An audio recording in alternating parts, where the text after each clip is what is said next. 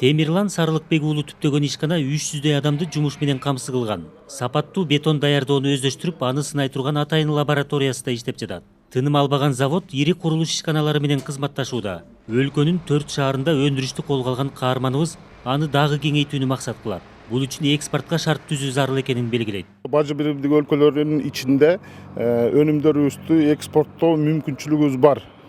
А бирок аны канчалык колдонуп жатабыз, ал өтө эле суроо туула турган маселе. Жаңы ишканаларды түзүп, ушул эле ушул бетон ишине байланыштуу дагы жаңы ишканалар түзүп, жумуш орнубузду дагы көбөйтүүгө аракет кылып атабыз. Эркин экономикада мамлекеттин бюджети, жалпы эле өлкө кубаттуулугу, калктын бакубаттыгы ишкер чөйрөнүн ийгиликтери менен эсептелүүдө. Бизнести терең түшүнгөндөр түзүлгөн шарттарды да, көйгөйлөрдү да санап беришет.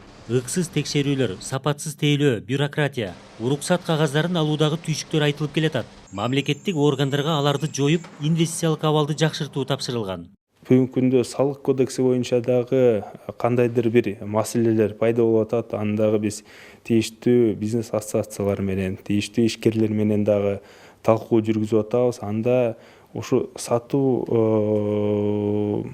салыгында дагы, ушу оператор связьдагы ушуларга дагы ыңгайсыз шарттар түзүлүп атканын биз байкап атабыз. Ошону менен бирге безналичный расчет боюнча дагы азыркы күндө өзгөрүүлөр дагы киргизилип жатат. Ушу 2021 жылдын 6 айында 22,5%га ушу ички дүң продукцияга орто жана чакан бизнестин салымы дагы көбөйдү.